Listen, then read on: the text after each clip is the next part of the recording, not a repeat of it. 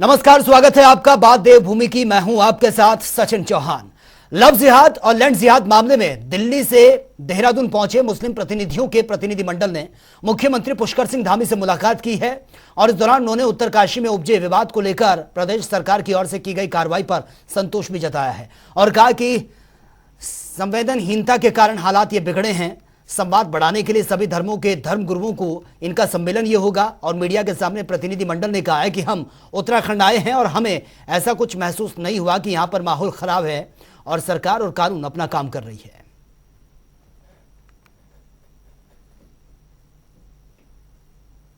हमने यहाँ के जो हालात सुने उसके मद्देनजर रखते हुए हम लोगों ने एक डेलीगेशन लेके हम लोग यहाँ हैं। मैं ऑल इंडिया सूफी रेजिडेंशियल काउंसिल की तरफ से आया हूँ, उनका चेयरमैन की हैसियत से। मेरे साथ इम्फाल ग्रुप के जो चेयरमैन हैं जनाब एम जे खान साहब, वो पूरा ग्रुप है उनका। पिछले कुछ दिनों से जो नकारात्मक खबरें आपके राज्य से दूसरे राज्यों में पूरे देश में जा रही हैं, हम उसकी सत्यता को जानने के लिए आए हैं और यहाँ आकर के हमने ये पाया कि जितनी खबरें जा रही हैं उतना ऐसा कुछ है नहीं। यहाँ पर कुछ घटनाएं हुई हैं और उसके लिए कानून अपना काम कर रहा है, सरकारें अपना काम कर रही हैं। और वहीं केंद्र की मोदी सरकार के 9 साल पूरे होने पर बीजेपी सभी राज्यों में महाजनसंपर्क अभियान के जरिए आम जनता तक उनके विकास कार्यों को पहुंचाने का काम कर रही है। इसके लिए सभी सांसदों से लेकर विधायकों को इसकी जिम्मेदारी दी गई है और इसी कड़ी में आज उत्तराखंड के धर्मपुर विधानसभा क्षेत्र के विधायक विनोद चमोली ने एक प्रेस कॉन्फ्रेंस भी की है, जिसमें उन्होंने मोदी सरकार के विकास कार्यों से लेकर राज्य के विकास को बताया और कहा कि मोदी जी ने शपथ लेने के बाद जो कहा वो किया और बेटियों और महिलाओं को सम्मान देने का काम किया, चाहे वो पीएम आवास योजना हो या फिर जल जीवन मिशन की बात हो।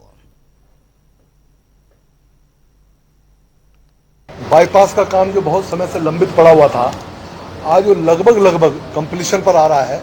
वहाँ पर बहुत तेजी से काम चल रहा है। तो जो भी उसमें बाधाएं रही, विधायक बनने के बाद उन बाधाओं को दूर करके हम लोग बाईपास का काम कर पाए हैं। इसी प्रकार से आरओबी का काम है, जो आपका भंडारी बाग से लेके और रेस्ट कैंप की तरफ आरओबी बन रहा है, वो भी बहुत लंबे समय से लंबित था और कहीं रेलवे के कारण वो पिछड़ता था तो कहीं प्रदेश सरकार के कारण पिछड़ता था।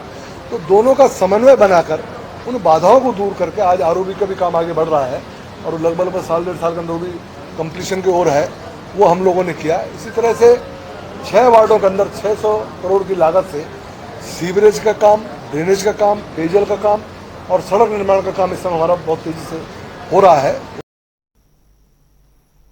और उत्तरकाशी में पुरुला की घटना के बाद से लगातार प्रदेश में लव जिहाद के साथ ही अन्य धर्म की युवतियों के साथ शारीरिक शोषण और धर्म परिवर्तन की घटनाएं भी ये बढ़ रही हैं। इसी कड़ी में एक और मामला लक्सर क्षेत्र से भी सामने आया। दरअसल एक युवती ने गांव के शेर अली नामक युवक पर 4 सालों तक शारीरिक शोषण और धर्मांतरण करने के दबाव बनाने का आरोप लगाया है। पीड़िता का कहना है कि इस दौरान आरोपी ने उसे धर्म परिवर्तन न करने पर जान से मारने की धमकी दी है। वहीं पीड़िता की तहरीर पर पुलिस मामले की जांच में जुट गई है।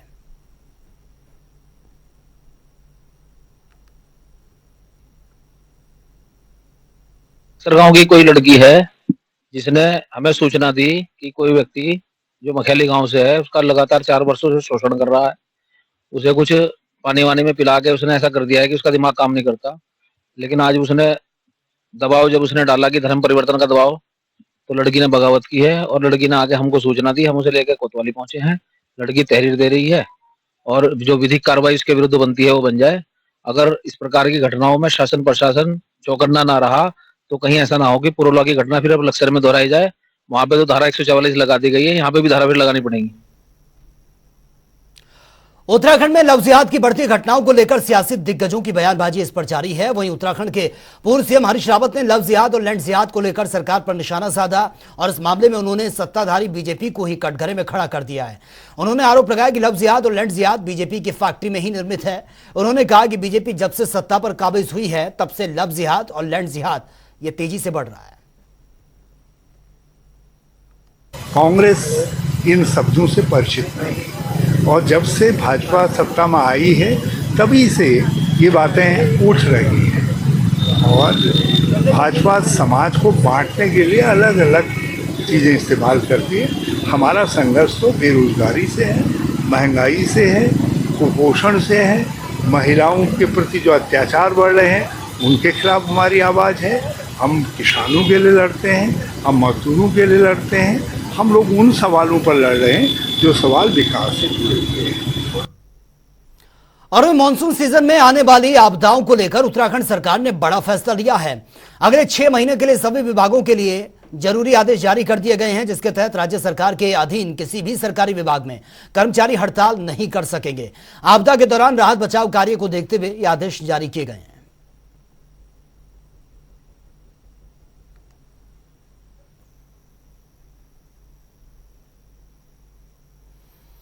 उत्तरकाशी में लफ्ज जिहाद के विरोध में पुरोला में मुस्लिम व्यापारियों से दुकानें खाली करवाने को लेकर 3 सप्ताह पहले उपजा गतिरोध अब टूटता नजर आ रहा है। पुरोला में 21 दिन बाद मुस्लिम व्यापारियों की 7 दुकानें ये खुल गई हैं। हालात अब सामान्य की ओर बढ़ते हुए नजर आ रहे हैं। पुरोला बाजार में पुलिस की मौजूदगी के बीच बाजार में भी अब पहले की तरह चहल पहल देखने को मिल रही है। पुरोला में शांति व्यवस्था बनाए रखने को लेकर लागू की गई धारा 144 भी हटा दी गई है। आपको बता दें कि 26 मई की पुरोला में नाबालिग लड़की को भगाने की मामला यह सामने आया था, जिसमें मुस्लिम लड़कों पर यह आरोप लगे थे। इसके बाद से दुकानें खाली करवा दी गई थी।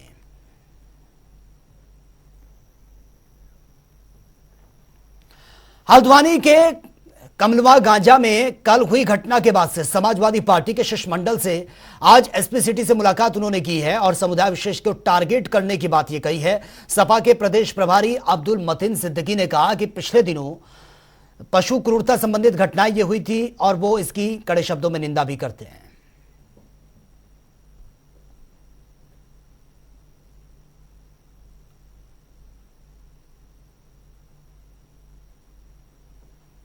चौदह तारीख को जो कमलवा गांजा में घटना घटी है, हम उसकी कड़े शब्दों में निंदा करते हैं और बहुत निंदनीय है। उसके लिए हमारे पास शब्द भी नहीं है। लेकिन जो भी घटना हुई है उसकी जांच भी होनी चाहिए, क्योंकि कई बार ऐसा हुआ है कि यहाँ कई घटनाएं ऐसी दर्शाई गई और दिखाई गई हैं जिसमें दर्शाया और दिखाया कुछ और गया है और उसका जब जांच हुई है तो उसमें कुछ और निकल कर आया।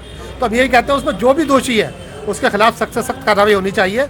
लेकिन दूसरी ओर जहाँ एक विशेष समुदाय को टारगेट किया जा रहा है पुरोला की तर्ज पर कह कर कि यहाँ से आप लोग अपना काम छोड़कर चले जाएं, अपनी दुकानें बंद कर लें, ये नाकाबिले बर्दाश्त है। ये किसी हाल में बर्दाश्त नहीं किया जाएगा। ये सपा का प्रतिनिधिमंडल मेरे से मिला है, उनके द्वारा एक ज्ञापन दिया गया है। ज्ञापन में ये मांग की गई है कि शहर की कानून व्यवस्था स्थिति को अच्छा रखा जाए। तो पुलिस प्रशासन इसके लिए प्रतिबद्ध है, उत्तरदायी है, रिस्पॉन्सिबल है। हम लोग लगातार शहर की कानून व्यवस्था की स्थिति को नियंत्रित करने के लिए लगे हुए हैं। मेरे अपने सारा थानाध्यक्षों को, सीओ सिटी को और बाकी सारे जो अधिकारी हैं उनको निर्देश दिए गए हैं कि शहर की कानून व्यवस्था की स्थिति को नियंत्रित रखा जाए और कहीं पर भी कोई अप्रिय घटना घटित होती है तो उसमें तत्काल मौके पर पहुंचकर कार्रवाई की जाए। और वहीं हरिद्वार के बड़ा उदासीन अखाड़े के संतों ने स्थानीय विधायक के खिलाफ मोर्चा खोल दिया है। संतों का आरोप है कि अखाड़े से निकाले गए विवादित संतों और स्थानीय विधायक संरक्षण उनको दे रहे हैं। संतों ने निकाले गए संतों पर अखाड़े की संपत्तियों को हड़पने के नजरिए से ये आरोप लगाए हैं और इस मामले में प्रधानमंत्री नरेंद्र मोदी को बकायदा चिट्ठी लिखी गई है, जिसमें विधायक मदन कौशिक और भूमाफियाओं के खिलाफ कड़ी कार्रवाई की मांग की गई है। इस मामले में कांग्रेस ने नगर विधायक मदन कौशिक पर भूमाफियाओं के साथ मिलकर अखाड़े की संपत्ति कब्जाने का आरोप लगाया, जिसके चलते आज कांग्रेस कार्यकर्ताओं ने एक दिवसीय धरना देकर मामले में सीबीआई जांच की मांग की है। कांग्रेस के महानगर अध्यक्ष सतपाल ब्रह्मचारी का कहना है कि अखाड़े में पंचों ने निर्णय लिया है, इसमें किसी को भी हस्तक्षेप नहीं करना चाहिए।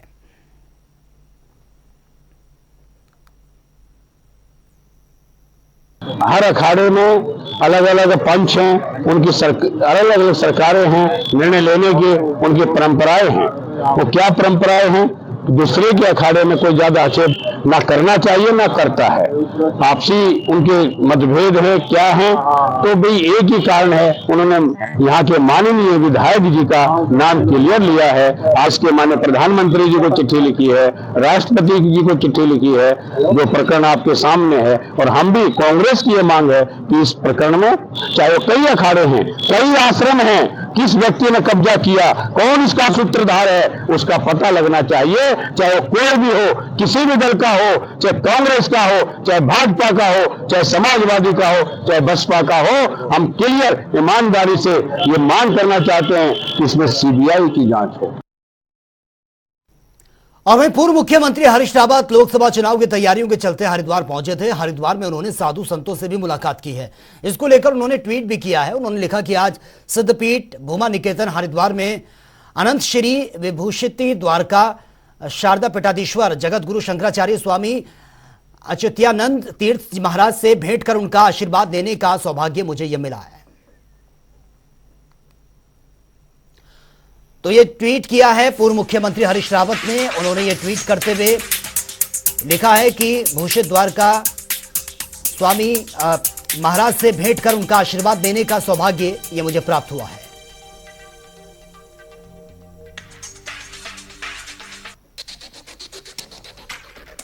पूर्व मुख्यमंत्री की तरफ से यह ट्वीट किया गया है। वो हरिद्वार पहुंचे थे, साधु संतों के साथ उन्होंने मुलाकात भी की।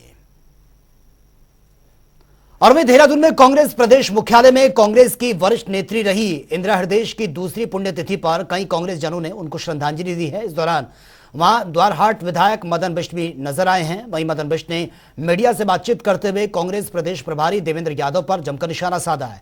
उन्होंने कहा कि जल्द ही पीसीसी को नया प्रभारी मिलने जा रहा है। देवेंद्र यादव प्रदेश प्रभारी के पद से आज नहीं तो कल वो हटने वाले हैं। उन्होंने ये भी दावा किया कि वो 1 या 2 दिन में बता देंगे कि उत्तराखंड प्रदेश कांग्रेस का अगला प्रदेश प्रभारी कौन होगा।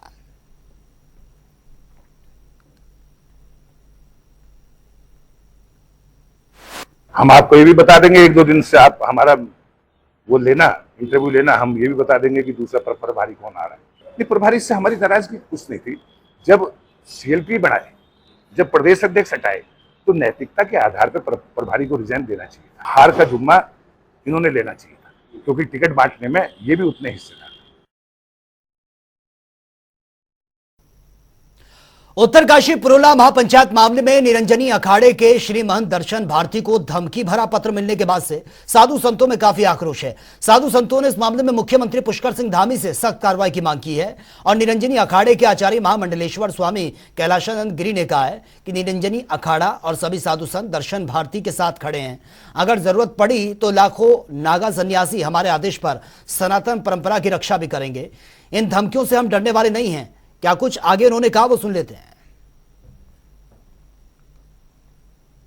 अरे जब जब देश की परिस्थिति बिगड़ी, देश की स्थिति बिगड़ी, तब से देश आजादी से लेकर के आज तक नागाओं ने मोर्चा संभाला है। समय समय पर जब भी आवश्यकता पड़ेगी हमारे नागा निकल करके बाहर आएंगे और हमारे निर्देशन पर, हमारे आदेश पर हमारे देश, हमारे अखाड़े के जो नागा हैं वो राष्ट्र हित में काम करेंगे। और हमारे जो लाखों, हजारों नहीं लाखों नागा हैं वो इसी के लिए रहते हैं। उनका और कोई काम नहीं है। वो केवल धर्म रक्षा के लिए, राष्ट्र रक्षा के लिए और परंपराओं की रक्षा के लिए ही काम करते हैं। तो इसलिए हमारे नागा सब तैयार हैं, सिपाही के रूप में, फौज के रूप में। हमारे पास तो ऐसा फौज है बिना गन और बंदूक का है, लेकिन वो सब पे भारी है। और वहीं कुमाऊं कमिश्नर दीपक रावत ने हल्द्वानी में लगातार प्रॉपर्टी डीलर्स ने लोगों की सुविधाओं के नाम पर कॉलोनी काटकर खानापूर्ति करने के मामले की शिकायत मिलने पर शहर में इको टाउन एरिया कॉलोनाइजर्स के यहां पर यह छापेमारी की गई है, जिसमें सुविधाओं के नाम पर तमाम खामियां पाई गई हैं। और यही नहीं, कॉलोनियों के भीतर फ्लैट बनाकर बेचे जाने का मामला भी सामने आया, जिस पर कुमाऊं कमिश्नर ने तत्काल इको टाउन एरिया में जमीन की खरीद फरोख्त पर रोक लगा दी है। साथ ही कॉलोनाइजर्स को नोटिस भी जारी कर दिया गया है। कुमाऊं कमिश्नर दीपक रावत का कहना है कि हल्द्वानी शहर के विस्तार के साथ ही कई बड़े प्रॉपर्टी डीलर्स ने प्राधिकरण के नियमों को ताक पर रखकर कॉलोनियां विकसित यहां पर की जा रही हैं, जिनमें सुविधाओं के नाम पर उपभोक्ताओं को ठगने का काम किया जा रहा है।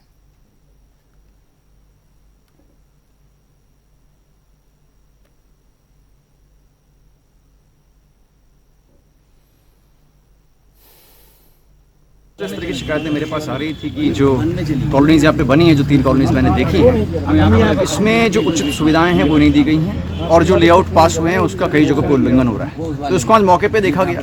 पहला उल्लंघन तो यही है कि जो 5-5 हेक्टेयर में कॉलोनी कट रही है, तो ये जनता का राइट है, उनको ग्रीन स्पेस मिलना चाहिए। ग्रीन स्पेस के साथ ही बास भी होती है। सेकेंडली, जो अंदर सरकारी रस्ते हैं या गुले हैं, उनका भी मौके पर विक्रय हो गया है।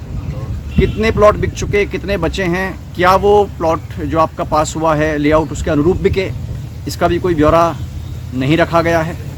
थर्डली, जो कॉमन फैसिलिटीज़ होनी चाहिए, जो रोड हों या ड्रेनेज हों, वो भी यहाँ पे नहीं है। इंडिविजुअल जो नक्शे मांगे गए वो भी मौके पे नहीं दिखाए गए। और बहुत से इस तरह की भी एक्टिविटीज़ हो रही हैं कि जो पहले से कॉलोनी है उसके अंदर फिर से एक और ग्रुप हाउसिंग बन रहा है, जो कि नियमों के विपरीत है और जो पब्लिक को फैसिलिटीज़ मिलनी चाहिए उसके विपरीत है। और जब इतनी बड़ी कॉलोनीज बनती हैं तो उसमें एसटीपी दिया जाना भी अनिवार्य है। ये एनवायरनमेंट के रूल्स हैं कि आप 20 कमरों से ऊपर बनाएंगे या इतना बड़ा कमर्शियल एस्टेब्लिशमेंट बनाएंगे। रामपुर में काठ गोदाम नेशनल हाईवे 87 का निर्माण कार्य पिछले 9 सालों से अधर में लटका हुआ है।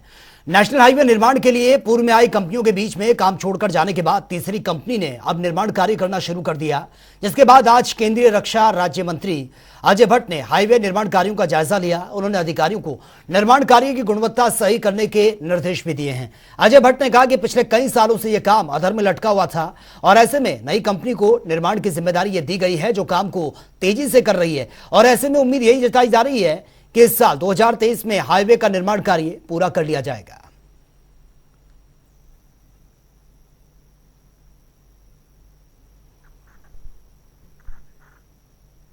और वहीं रुद्रपुर में एसटीएफ ने 25,000 रुपए के इनामी अपराधी निहाल सुमन को गिरफ्तार कर लिया है। निहाल ने फर्जी तरीके से शैलेंद्र कुमार नामक के व्यक्ति के कागजों के साथ हेराफेरी कर बैंक से 6 लाख रुपए का ऋण लिया था और इस धोखाधड़ी के मामले में मुकदमा दर्ज होने के बाद से ही आरोपी फरार भी चल रहा था, जिसके कारण उसकी गिरफ्तारी पर 25,000 रुपए का इनाम घोषित किया गया था। और कल रात सूचना मिलने के बाद एसटीएफ ने घेराबंदी कर निहाल को प्रीत विहार कॉलोनी से गिरफ्तार किया है। आपको बता दें कि आरोपी पर उत्तराखंड और उत्तर प्रदेश के कई थानों में मुकदमे दर्ज हैं। उत्तराखंड पुलिस अभी तक 34 इनामी अपराधियों को गिरफ्तार कर चुकी है।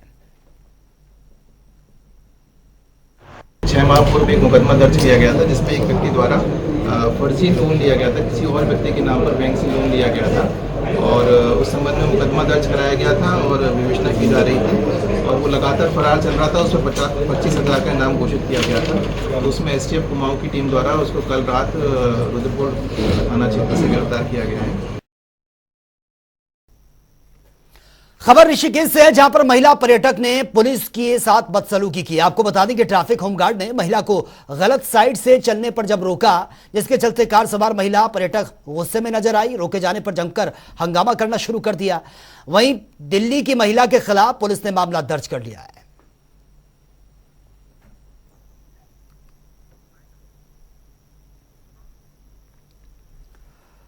तो फिलहाल इस बुलेटिन में मेरे साथ इतना ही, लेकिन तमाम खबरों के लिए आप बने रहिए जनता टीवी के साथ। नमस्कार।